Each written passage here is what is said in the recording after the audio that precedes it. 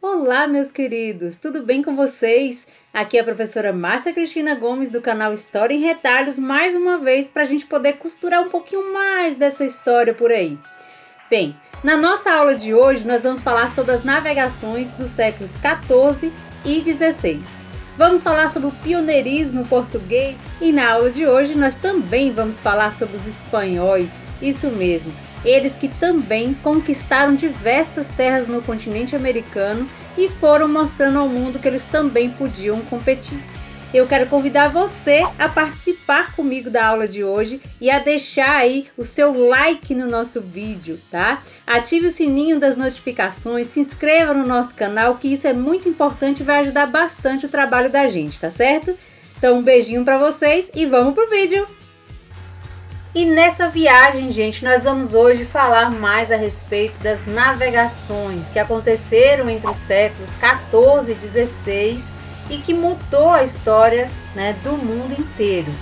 Nesse período, gente, nós já estudamos aí com vocês sobre as condições marítimas, sobre o imaginário. Nas aulas anteriores aí a gente viu mais a respeito disso, né, do que eles buscavam nessas navegações, né, os caminhos que levavam aí as especiarias e de toda, né, a mentalidade que havia, não só por parte da nobreza, como também da igreja, que tinha a necessidade, né, queria evangelizar as pessoas, né, mundo afora. Então, nessa aula de hoje, nós vamos começar a abrir um pouco mais aí, né, desse baú das grandes navegações e entender quais foram os países que fizeram essas grandes navegações e por que tiveram essa oportunidade, tá?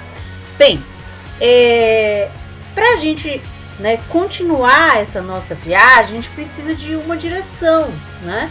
E essa direção, quem vai nos apontar é esse instrumento aí, né, a bússola, que nós já falamos também, né, da importância dela para os navegadores e de outros instrumentos que serviram para essas atividades de navegação que foram importantíssimos.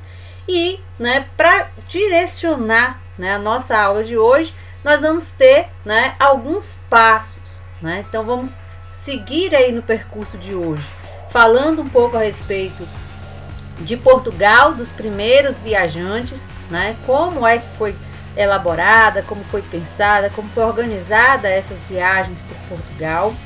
Vamos falar a respeito das etapas da expansão portuguesa, né? Quais foram as primeiras localidades onde os portugueses, né, viajaram, conheceram, dominaram e, né, até chegarmos aí a tão, né, discutida e tão debatida aí pelos historiadores a chegada dos portugueses aí às terras brasileiras. E além disso, vamos compreender também, né, quais foram aí os passos que foram dados pelas navegações da Espanha, tá? Então, na aula de hoje vamos falar muito a respeito de Portugal e também, né, dos movimentos aí de viagens feitas pelos espanhóis, né, ao continente americano, ao chamado Novo Mundo, tá? Bom, então, como eram as navegações, né, que eram praticadas até então, né? Quais eram esses movimentos que eles faziam dentro, né, da região da Europa, né, nas proximidades aí do continente africano e até mesmo para outras regiões. Então a gente vai falar um pouquinho a respeito disso aqui também para a gente entender, né? Então antes desse período, antes dos séculos 14 e 16, nós tivemos já o desenvolvimento das técnicas de navegação e práticas de comércio marítimo ao longo de vários séculos. Desde o período aí antigo, com os fenícios, né, que já faziam essas viagens, principalmente aí pelo mar Mediterrâneo, com o objetivo, né, entre outras coisas, na realização de comércio, e também, já no período medieval, a prática aí dessas viagens ultramarinas sendo feitas pelos vikings. Inclusive, né, com pesquisas indicando hoje em dia, né, que teria, né, os registros arqueológicos já teriam mostrado evidências de que os vikings já tinham chegado às terras americanas, né, especialmente aí as regiões aí próximas à Groenlândia, próxima à região aí que hoje, né, é o país do Canadá. Então já teriam a presença aí de vestígios desses povos vikings, né, atuando naquela região, né? Então os vikings, eles também já estavam fazendo essas viagens, né, comerciais, né? E uma das dicas da aula de hoje é justamente, né, uma série que nós temos na Netflix aí, bem interessante, falando a respeito aí dos vikings também, tá? Então, antes desse período do processo da expansão ultramarina ser realizada por Portugal e pelos espanhóis, nós já tínhamos, né, conhecimento de outros povos que já faziam essas atividades de navegação. Entre esses outros povos, ainda tem um que a gente ainda não falou, tá? Então, eram os antigos romanos. Então, os romanos, gente, eles já praticavam também, já utilizavam-se, né, das perspectivas aí de viagens aí para domínio, para expansão de territórios, para integrar o continente africano, o continente europeu e também até o continente asiático, para dominar as suas terras. Então, o mar Mediterrâneo, eles, né, batizavam aí, chamavam aí o mar Mediterrâneo de Mare Nostrum, né? Um termo aí, né, que demonstra, né, como é que eles sentiam-se aí poderosos nesse período, né, da antiguidade aí também, tá? Então, esse momento aí que a gente tem da utilização, então, de conhecimentos técnicos, né, de como fazer as embarcações, de como, né, se movimentar entre os oceanos, de como fazer as construções aí de instrumentos que pudessem auxiliar os navegadores. Então, esses povos, eles já tinham esse domínio há muito tempo. Então, eles foram aperfeiçoando isso, e a partir do século XV é que nós temos aí, né, grandes mudanças sendo feitas. Nós já dissemos aqui em aulas anteriores que ambos os países, Espanha e Portugal, já estavam há muito tempo pesquisando, se preparando, estudando, preparando aí, né, os mapas, as cartografias, a fim de realizar essas grandes viagens, né? Então, os navegadores, eles passaram aí a ser financiados pelo governo, né? Então, na questão aí portuguesa, houve aí um financiamento por parte da coroa portuguesa, né? Então, os reis, eles organizaram as viagens, eles patrocinaram essas viagens. Eles também já estavam realizando as chamadas viagens de cabotagens, né? Que eram as viagens feitas só ali, né, pela costa, próximo ao litoral, em trajetos mais curtos, né, sem ir para regiões muito distantes, sem alcançar o alto mar. Essas viagens geralmente, né, eram destinadas aí ao sul, né, do continente. Então, viagens em direção ao sul do continente africano, viagens aí na tentativa de, né, passar pelo Cabo Bojador, né, no sul do continente africano, com a tentativa de chegar às Índias, né? Lembrando aí a vocês, né, que quando a gente fala dessas viagens, além da questão do medo, né, dos grandes animais, dos perigos de naufrágio, então também havia o desconforto da viagem. Era uma viagem desconfortável, era uma viagem realmente perigosa, né? A bordo, né, dos navios, das embarcações, eram poucas as possibilidades de se levar alimentos em abundância, água em abundância. Então era, né, muito pouco o alimento que poderia ser carregado para se utilizar durante a viagem, né? Então muitas vezes eles tinham que racionar ao máximo aqui o alimento para, né, eles sobreviverem até o próximo porto. Além, claro, né, das péssimas condições de higiene, tá? Então não há possibilidade, né, nesse período da gente entender que durante a viagem as pessoas iam tomar banho, ia ter água para se lavar, para lavar os cabelos, então não existia essa possibilidade, né? Já que muitas vezes, para se fazer uma viagem, por exemplo, né, do país de Portugal até a chegada da Índia, por exemplo, né, você ir até a Índia e voltar para Portugal, poderia levar em média 1 ano e meio. Então pense aí, você ficar, né, durante tanto período, né, fora do seio familiar, longe dos amigos e, né, sem ter a certeza de que vai realmente chegar ao destino que você quer, né? Então, como a gente vê aí na imagem, né, as velas elas davam a direção, o vento dava a direção da embarcação, né? Então não existiam motores como a gente tem nas embarcações modernas hoje. Então tudo era pelo vento. Então, no período de calmaria, as embarcações não tinham como se mover. Então tinha, né, que aguardar, né, o movimento do vento, tá? Bem, mas embora a gente tenha diversas aí já vantagens, né, os portugueses tinham também as suas dúvidas, os seus questionamentos, não sabia direito se deveria mesmo ir, né, como de fato todos, né, teriam naquele período, né? Mas Portugal foi dos primeiros viajantes, né? E para ser o primeiro viajante, né, o país que se destacou, que foi o pioneiro nas navegações, ele teve algumas vantagens em relação aos outros países, né? Então, que vantagens são essas? A gente elencou aqui 6 vantagens que ajudou Portugal a se destacar nessas primeiras viagens. Primeira vantagem, diz aí que o governo ele era centralizado para organizar as expedições. Então, o governo forte de Portugal não estava tendo guerra, não estava tendo conflito com ninguém.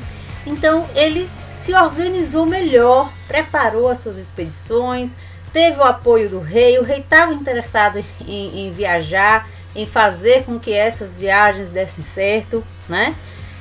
No segundo ponto, nós temos a rica burguesia que também tinha seus interesses, né? Queria financiar as viagens porque queria também, né, ter lucro com os achados aí nessas viagens, né? As mercadorias que iam ser tragas de outros lugares do mundo para serem vendidas na Europa.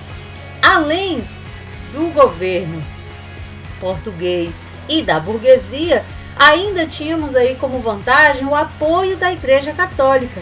Esse também era um apoio importantíssimo, porque passava aí a garantir, né, que era como se Deus estivesse abençoando, né, aqueles navegadores, estivesse abençoando aquelas pessoas que iam, né, nessa viagem desafiadora para o mundo desconhecido, né? E por que a igreja fazia isso? Porque ela queria, né, que ao chegar nessas terras novas, eles também levassem a palavra de Deus, levassem aí, né, o conhecimento do cristianismo para outros povos, para outras nações. Então era interesse da igreja também em ajudar, em apoiar essas viagens. Bom, além disso, gente, os portugueses eles foram os primeiros a lançar-se ao Oceano Atlântico para criar novas rotas marítimas. Então nós vamos ver aí um pouco a respeito dessas rotas marítimas, né, e de como que eles vão, né, aos poucos aumentando o percurso, aumentando os desafios, né? E isso eles fazem com o objetivo de aumentar o seu comércio. Não o comércio só com Portugal, mas o comércio com toda a região da Europa, né? Então, trazendo mercadorias de outros lugares do mundo para vender na Europa, Portugal iria, né, ser extremamente beneficiado, tá? Um outro fator aí que também é favorável, traz vantagens a Portugal, é a posição geográfica. Portugal já está de frente para o Oceano Atlântico, está voltada para o Oceano Atlântico. Então, não tinha, né, outras possibilidades que não olhar para o horizonte e dizer assim, a gente vai viajar, né? Então a posição geográfica facilitou muito. De Portugal, tinha-se uma facilidade grande de organizar as viagens para o mar Mediterrâneo, tinha posição favorável para fazer as navegações para o norte da Europa, para as regiões, né, africanas. Então tinha mais facilidade nessa organização, tá? E o sexto e último ponto aí de vantagem fala sobre os conhecimentos marítimos adquiridos pelas pescas e comércios ao longo da costa portuguesa e também no Atlântico Norte.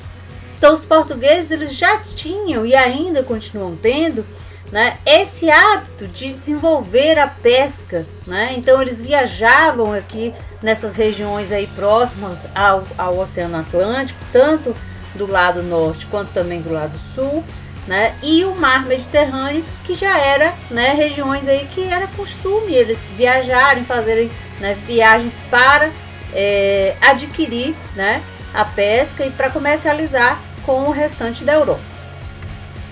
Bem, nesse momento agora a gente vai começar a explorar um pouco mais das etapas da expansão portuguesa. Vamos ver como é que começou essa exploração, né? Então, como eu disse para vocês, né, um espírito cruzadista já existia, né, em Portugal e nos navegadores portugueses. Eles já faziam essas navegações, né? Então, a gente tem aqui no mapa essas linhas tracejadas aqui em verde, indicando que Pedro Covilhã já fazia viagens aqui pelo mar Mediterrâneo, né, para, né, fazer os seus comércios, as suas atividades, né, até a região aqui, né, da Ásia.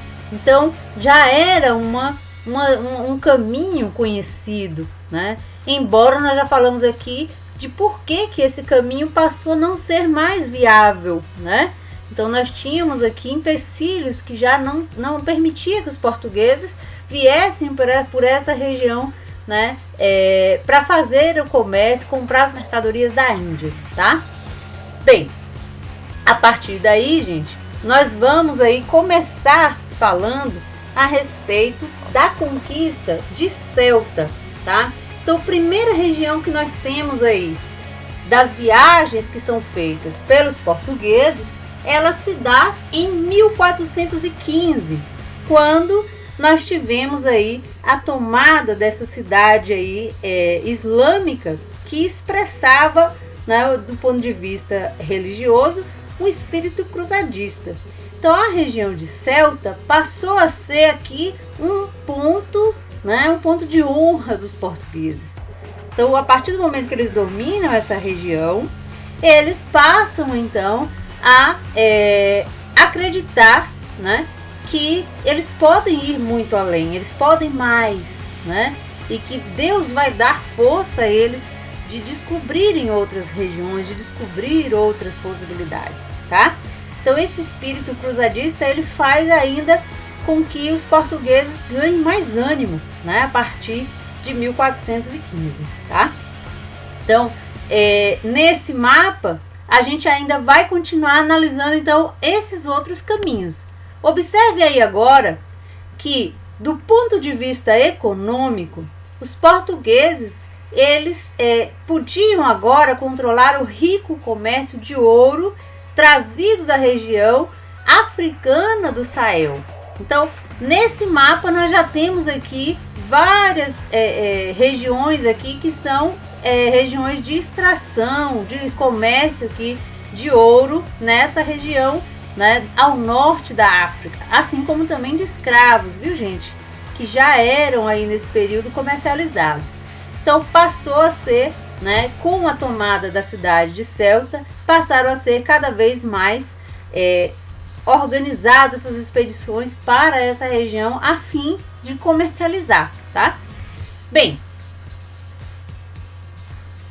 e agora é chegado Vasco da Gama, né? Observem aí que na linha nós temos a viagem de Vasco da Gama marcado aqui por linhas laranjas no mapa. Essas linhas laranjas, elas vão indicar o caminho que levou Vasco da Gama, né? Primeiro ele chega às ilhas da Madeira e dos Açores, nessa região que nós destacamos aqui em amarelo, e vão, né, dessa região seguir viagem pela região do extremo sul do continente africano, tá?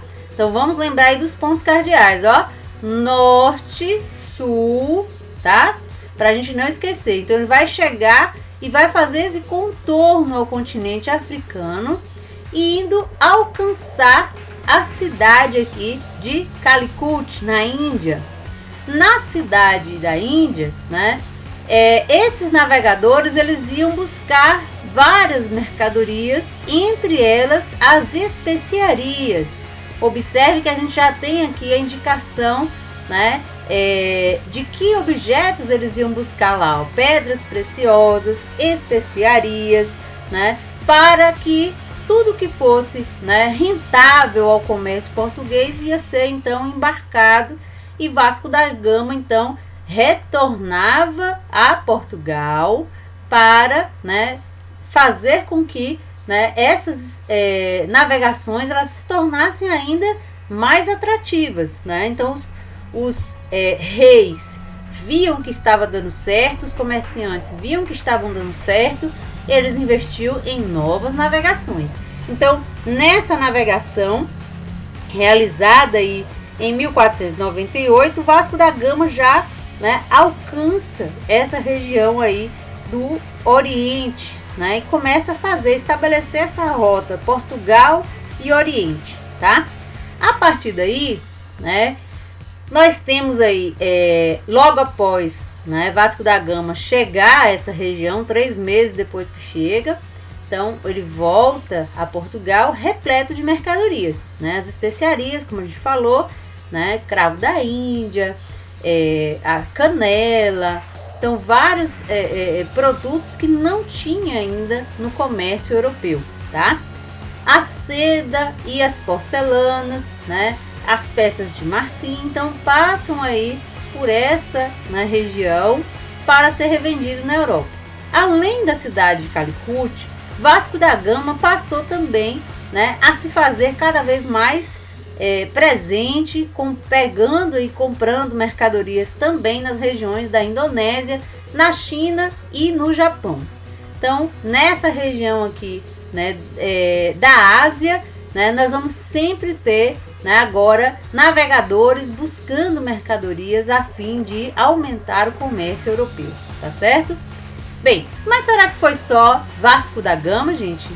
Será que só foram esses dois? Falamos aí, né, de Pedro de Covilhã, falamos de Vasco da Gama e ainda temos outros, né?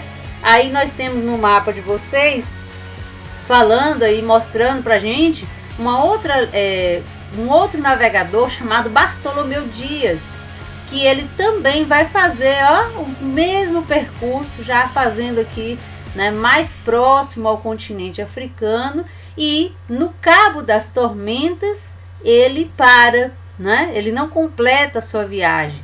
Então Bartolomeu Dias ele também tentou passar por aqui, mas quem de fato consegue fazer, né, a viagem completa até as Índias é Vasco da Gama. E por fim a gente vai falar agora de Pedro Álvares Cabral, né? Então Pedro Álvares Cabral, que muita gente, né, já grita logo, é que descobriu o Brasil, né? Em 1500 ele organiza também uma viagem de expedição em direção às Índias. Pedro Álvares Cabral, né, teria feito essa organização aí da viagem a mando, né, da coroa portuguesa, mas acabou chegando às terras que vieram a ser chamadas de Brasil depois, né? E aí tem toda aquela história de que ainda tem historiadores tentando identificar aí pela documentação se foi proposital, se não foi, se foi por acaso, né? E isso a gente só vai realmente descobrir com mais tempo de pesquisa, né? Mas o fato é que os portugueses chegaram aqui nessa data de 1500 e a partir daí começaram também a explorar as mercadorias que nós tínhamos aqui no Brasil.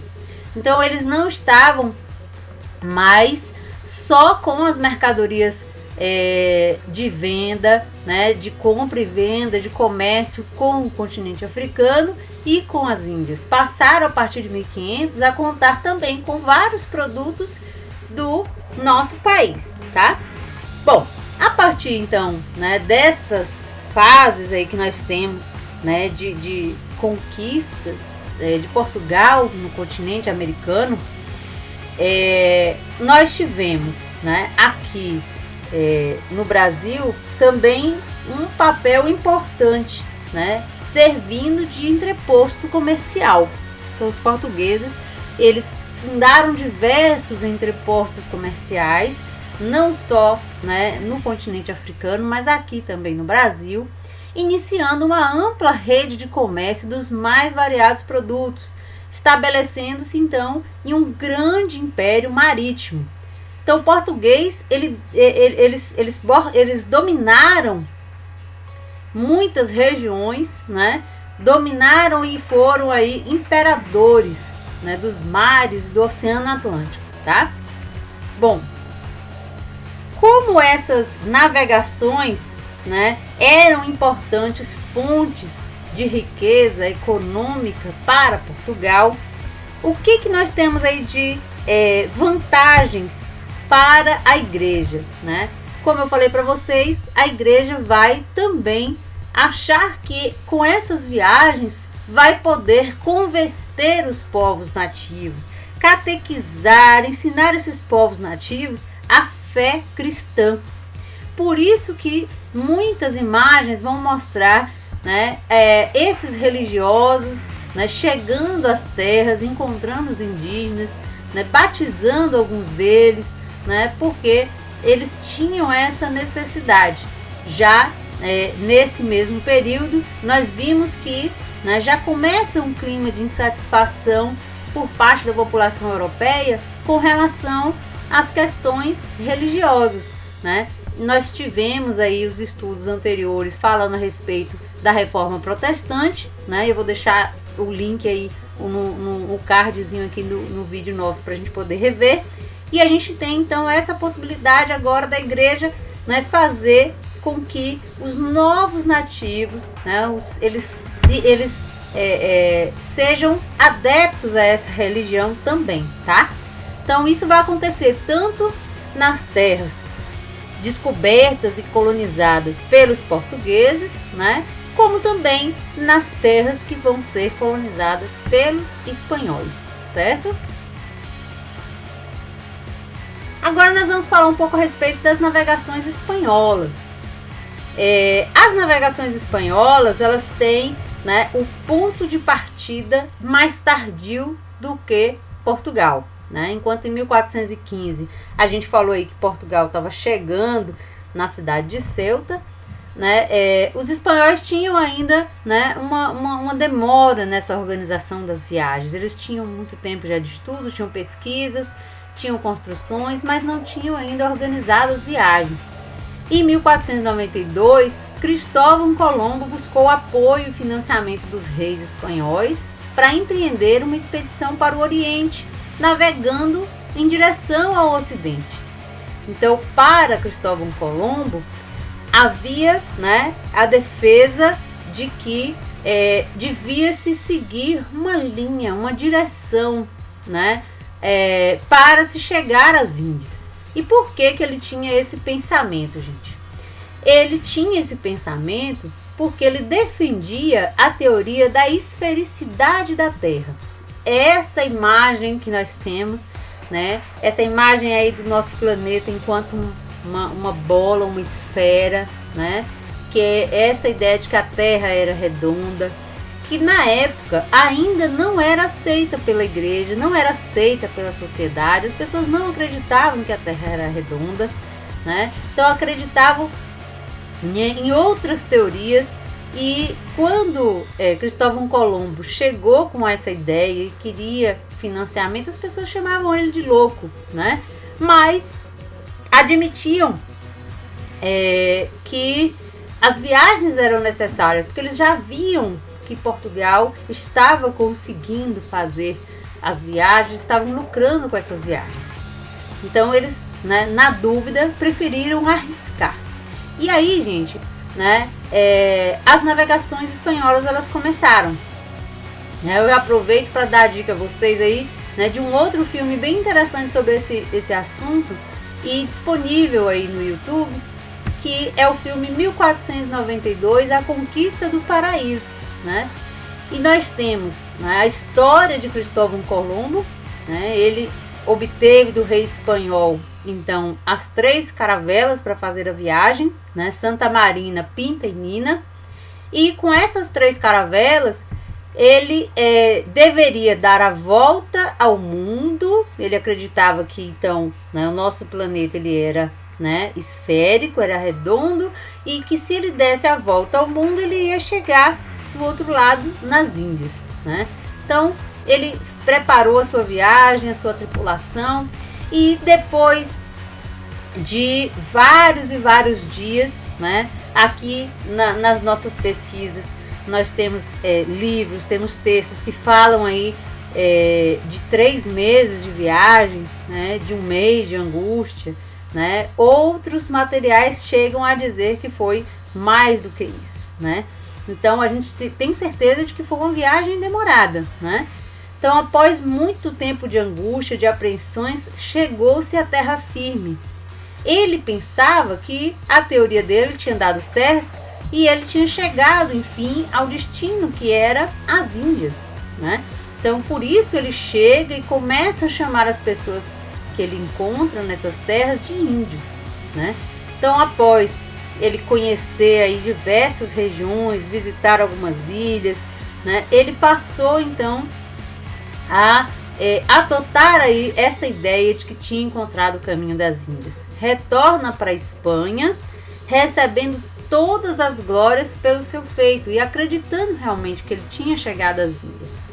Só que, né, as ideias aí de Cristóvão Colombo passaram a não ser muito aceitas, né, pela coroa espanhola. Então eles acabam abandonando Cristóvão Colombo. Então, olha, tá vendo que já temos aí no outro material falando que foi depois de 2 meses de viagem, né? Colombo aportou na ilha de Guarnani, que ele chamou de São Salvador. Em seguida, atingiu as ilhas de Cuba e São Domingos, onde hoje estão situados Haiti e República Dominicana. Por acreditar que tinha chegado às Índias, nomeou os habitantes daquelas ilhas índios. E Colombo retornou à Espanha em 1493 e realizou mais de 3 viagens às ilhas caribenhas, sempre acreditando que havia chegado às Índias. Então, Cristóvão Colombo, ele, né, tinha essa ideia, né, de buscar o novo, de buscar, né, a riqueza além mar, né?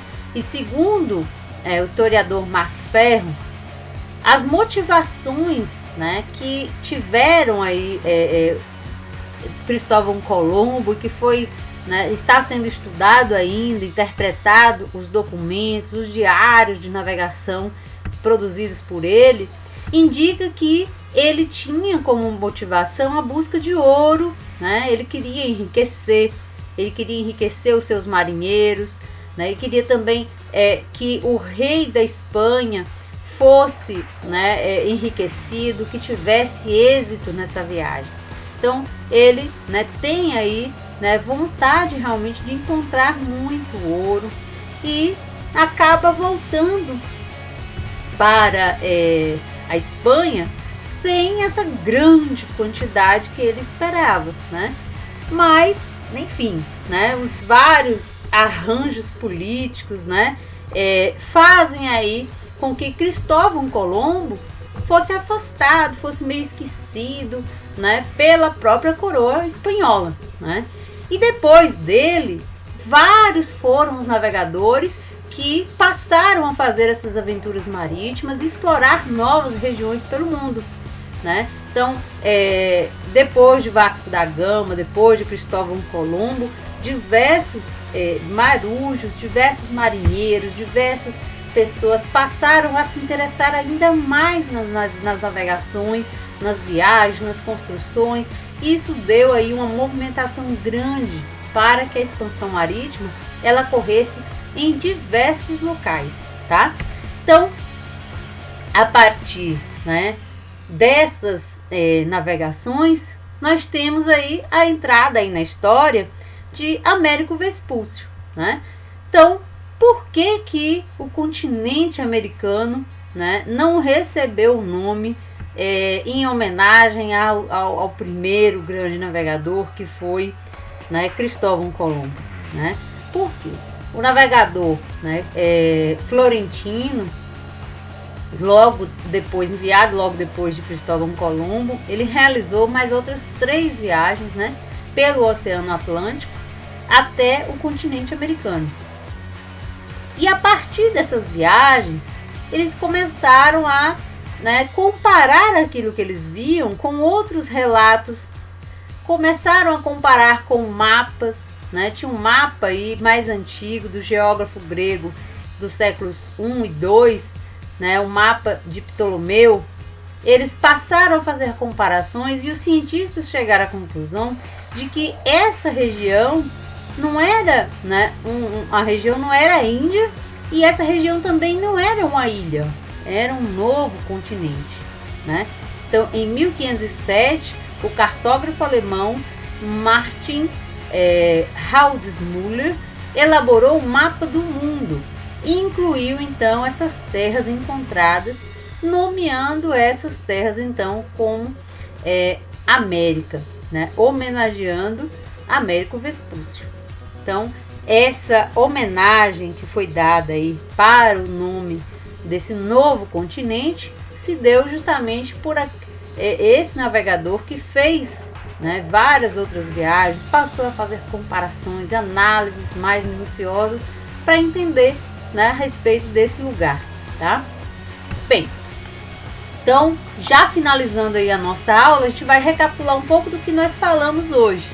Como é que se desenvolveu, né, o início das navegações, né, no século XIV e até antes um pouquinho, como é que eram essas navegações, elas eram feitas, né, feitas pelos fenícios, pelos romanos, pelos vikings, né?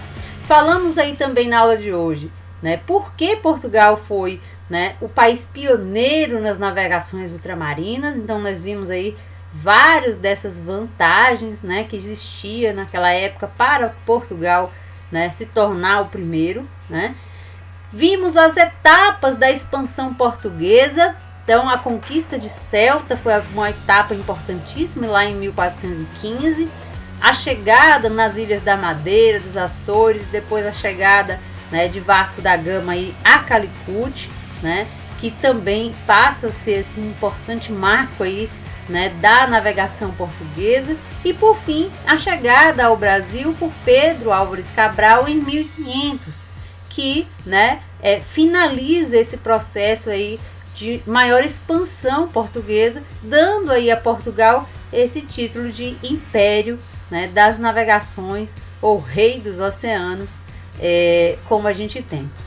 Bom, e quais foram então as conquistas feitas pelos espanhóis, né? Falamos então da viagem de Cristóvão Colombo, de como foi, né, que ele chegou a esse continente e também, né, de por que esse continente aí passou a ser chamado de América, né, em homenagem a Américo Vespúcio, que deu continuidade aí nesses estudos, nessas pesquisas aí dessa região.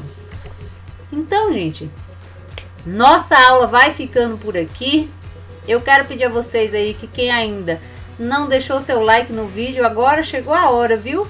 Deixa o like no vídeo, se inscreve no nosso canal, ative o sininho das notificações para que você esteja sempre com a gente aqui nos momentos em que a gente for, né, fazer essas viagens ultramarinas, fazer essas viagens aí pela história. Aqui a gente vai costurando os retalhos da história e vai, né, convidando a você às reflexões, tá? No mais, eu vou pedir a vocês que fiquem em casa, evitem aglomerações, continuem usando máscaras, porque o vírus da Covid ainda está por aí, tá? Lave sempre as mãos e usem álcool gel. Um beijo para vocês, galera, e até a próxima, hein? Tchau!